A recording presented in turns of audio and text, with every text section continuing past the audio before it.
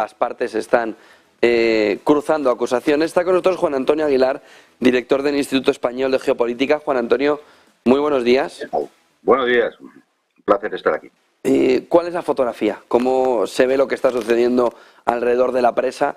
Y sobre todo ese intento también de ver si Rusia es finalmente culpable, pero ni Reino Unido esta mañana, Rishi Sunak, ni ayer John Kirby por parte de Estados Unidos, ni la ONU tampoco, Guterres, han conseguido señalar claramente qué es lo que ha sucedido y sobre todo si este paso alrededor de la presa de Ucrania nos lleva a un conflicto diferente, nos hace cambiar la fotografía que ya teníamos. Bueno, yo creo que no. Vamos a ver, lo normal en estas situaciones siempre es que la niebla de guerra intente ocultar realmente lo que ha ocurrido, ¿no? Estamos hablando de una historia en que la propaganda juega un papel muy importante. Yo creo que esto se puede intentar analizar, pero partiendo de una cosa muy sencilla, del sentido común. ¿En manos de quién estaba la presa? En manos de las fuerzas rusas. Entonces, esto ya no lo hemos vivido. Los rusos se bombardean a sí mismos una vez más. Vamos a ver, suponiendo que la intención fuera inundar toda esa zona del Dnieper por parte de los rusos, ¿para qué tienen que bombardearla? Abren las esclusas y ya está. Y las vuelven a cerrar cuando quieran. No tiene ningún sentido. Aplicamos, por favor, el sentido común. Pero es que además hay antecedentes, que esta es la segunda parte. Los antecedentes son que ya en noviembre pasado la presa sufrió un bombardeo por parte ucraniana, reconocido por Ucrania. Pero es que el 29 de diciembre el Washington Post publicó como el general Kasulchak hizo unas declaraciones diciendo que ya habían practicado el tiro contra la presa y que había sido un éxito, pues si necesitaban inundar esa zona del Dnieper y que sobre todo la región de Kherson, ¿no? Esta fue la causa, el peligro de esa inundación por la cual Rusia retiró sus tropas de la zona derecha del Dnieper. Es decir, para evitar quedar en una zona inundada y a merced de una ofensiva ucraniana, que tiene su lógica, Y luego, por último, hay que pensar en a quién beneficia. ¿A quién beneficia esta acción? Una acción que lo que hace es que la primera línea de defensa rusa se haya visto inundada. Tienen que retirarse, provoca un problema logístico.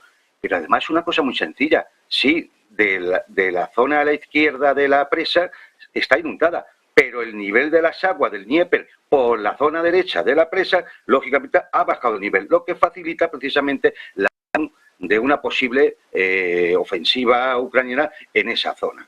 Y además con un objetivo muy claro, que es la central nuclear de Zaporozhia, ¿no? Es prácticamente, yo creo que el único objetivo mediático que la ofensiva que ha lanzado Kiev, la ofensiva que ha lanzado la OTAN en esto desde hace 3 días, 72 horas, pues puede intentar conseguir para justificar de alguna forma la operación, ¿no? Porque si no, me temo que la cosa va a quedar muy disminuida, por lo menos tal como están discurriendo las cosas en estas 72 horas. Planteaba ayer desde Rusia la opción, cuando se termine la investigación por parte de Rusia, de encontrar misiles británicos, los famosos Stormtrooper, estos que habían mandado, Storm Shadow, que había mandado Reino Unido. Decía Rusia que esa sería la clave fundamental para terminar de ver la presencia de Occidente en la guerra de Ucrania también ya como parte del conflicto, ¿no? Puede ser, pero también ha podido ser perfectamente, con la primera impresión que tenían sobre el terreno eran misiles Adler MLRS de fabricación ucraniana. Es decir, ten en cuenta que tampoco es que hayan reventado la presa, sino que la han dañado, provocando el paso del agua y que la presión del agua, pues efectivamente, sea imparable. Pero es que fíjate, hay otro detalle.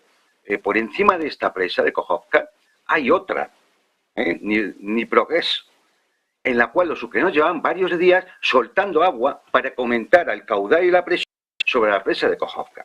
Es decir, esto es otro indicio clarísimo de la intencionalidad ucraniana, desde el punto de vista militar, de provocar esta inundación que tiene sus consecuencias militares y también civiles, porque al final pone en peligro el suministro de agua en Crimea y provoca, como he dicho, problemas militares y logísticos. Se han inundado campos de minas que han quedado inservibles. Hay que hacer una línea de defensa nueva. O sea, que no, desde el punto de vista militar tiene toda la intencionalidad. Entonces, a ver, pensemos un poco quién ha podido estar detrás, ¿no? Es decir, no hay que ser muy inteligente, ni hay que ser un gran analista, y mucho menos decir algunas de las tonterías que el sicariato mediático de la OTAN provoca en la prensa occidental, ¿no? Es decir, que, por favor, Tucker Carlson, por ejemplo, efectivamente ha puesto completamente en duda la autoría rusa de esta acción, que es una acción terrorista, ojo, porque está claramente prohibida por el artículo 56 del Protocolo 1 de la Convención de Ginebra del año 77. O sea, no es ninguna tontería. Es que si eso se hubiera realizado al final desde el lado ucraniano, al igual que se están mandando los mensajes de que es un crimen de guerra, ojo con la fotografía que podría atacar directamente a Ucrania, atacar en el sentido opinión pública, ¿no? En el caso de que finalmente fuera Ucrania, porque si finalmente fuera Ucrania, cuidado porque se están usando palabras muy grandilocuentes alrededor de que lo que Rusia habría hecho es un crimen de guerra, por lo que por analogía encuentras el crimen de guerra también en el otro lado. Claro, pero esto ya lo hemos oído antes. Es decir, hay que recordar el puente de Kerch, los bombardeos sobre las ciudades, sobre los civiles en Donbass, los drones sobre el Kremlin, los ataques sucesivos contra la central nuclear de Zaporozhia, siempre han sido los rusos bombardeándose a sí mismos. Esta es una más. ¿Qué es lo que en última instancia puede justificar que de alguna forma se le esté dando tanto pábulo a este asunto, que al fin y al cabo es un daño, pero de momento afecta a 14 poblaciones y entre 20 y 30.000 personas? Tampoco estamos hablando de una catástrofe cósmica, Es decir, ¿qué es lo que puede estar detrás? Pues posiblemente que esa ofensiva ucraniana que empezó hace 72 horas esté siendo realmente un completo fracaso. Nadie habla, observémoslo, pensemos, apliquemos de nuevo el sentido común. Nadie habla de cómo va la ofensiva. ¿Por qué no se dice nada? Porque en 72 horas las pérdidas han sido descomunales para obtener unos avances irrisorios. Es decir, si esto no cambia, esta ofensiva es un fracaso completo. Entonces, bueno, pues de alguna forma, con esto, además de su intencionalidad militar, cambiamos el foco y enfocamos en otro crimen inmundo de Rusia, ¿no? Es decir, otra infamia, además, y desviamos el foco de cómo va la famosa ofensiva. Ofensiva que llevábamos 3 meses esperando y se produce y ahora nadie dice nada. Un poco sospechoso, ¿no?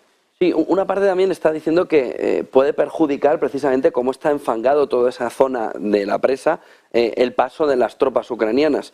Pero nos estás dando una fotografía distinta y es que precisamente pueden entrar bordeando esa zona, ¿no? No, por la parte, es decir, la presa divide el caudal de Dnieper en 2 partes. Hacia la izquierda, efectivamente, se ha inundado y si las fuerzas ucranianas hubieran tenido intención de avanzar por ahí, es un problema. Ahora, digamos que de orilla a orilla hay más distancia, lo cual es una dificultad mayor para la operatividad de un avance por ahí. Pero en la parte derecha, todo ese agua que inunda es caudal que baja en el río. Entonces, es decir, se facilita la posibilidad de cruzarlo por la parte anterior a la presa, lógicamente. Entonces, bueno, pues es decir, dependiendo de dónde hubieran pensado las fuerzas ucranianas lanzar la ofensiva, lógicamente les convenía o no bajar el caudal del Dnieper en una zona o en la otra. Pero es que además la presa estaba en manos rusas. Es que esto es lo más claro. Es decir, bueno, pues la única forma que tenían de intentar hacer este operativo era volarla. ¿Y quién la iba a volar? Pues quien no la tenía, porque el que la tiene, si lo quiere hacer, solo tiene que abrir las compuertas y ya está. Es decir, luego, claramente yo creo que, bueno, han ido buscando una oportunidad, una ventaja táctica desde el punto de vista militar, y luego, pues, de alguna forma también esto ayuda de nuevo a demonizar a Rusia y a desviar el foco de lo que realmente está ocurriendo en la ofensiva. ¿Puede cambiar también la fotografía de escalada hacia Occidente? Ese punto que no hemos traspasado todavía, aunque hayamos pasado varias líneas rojas que parecían que nos iban a llevar allí, los Leopard, si al final llegaban los F-16, ya se ha anunciado que los F-16 llegarán, pero ¿puede este incidente de la presa terminar de escalar hacia Reino Unido, hacia la OTAN, hacia el conjunto de Occidente, la guerra de Ucrania? Vamos a ver, yo creo que hasta ahora ninguna de las cosas que se han hecho significan un cambio estratégico en el desarrollo de las operaciones militares. Por lo tanto, yo creo que de alguna forma la escalada está controlada. También hay que tener en cuenta que hay signos de la propia administración norteamericana de que no se quiere que continuar esa escalada, y se refrena. No así otros países europeos, donde yo creo que se han vuelto completamente locos y están tomando una actitud absolutamente irracional, belicista y muy peligrosa con respecto al conflicto. Entonces, en principio, yo no creo que la escalada vaya a ir a más de momento y con esta situación, porque nada de eso de alguna forma va a cambiar la estrategia, el teatro de operaciones de una forma fundamental. Ni los F-16, ni los tanques Leopard, que acordaros la que se dio con los famosos tanques, y ya han caído 8 de esos tanques en el primer día de combate. ¿No? Es decir, nada de esto tiene una importancia tan capital como para que signifique una escalada mayor. Ahora bien, si es verdad, nada evita que si la escalada continúa y se aumenta y esto se intensifica, no se cruza al final el Rubicón y entramos en un conflicto mucho mayor. Y también hay que tener en cuenta otra cosa, es decir, tanto Polonia como el Reino Unido, como los Bálticos, demás, esto al final se acabará pagando. O sea, Rusia acabará cobrándose esas deudas pendientes por la actitud tan agresiva que se ha tenido contra ella respecto a un conflicto que no es nuevo y que ya venía fraguándose desde hacía 8 o 9 años. Muchísimas gracias por toda esa fotografía, Juan Antonio Aguilar, director del Instituto Español de Geopolítica. Buen día y buen negocio, Juan Antonio. Muchas gracias. A vosotros, gracias. 10:38.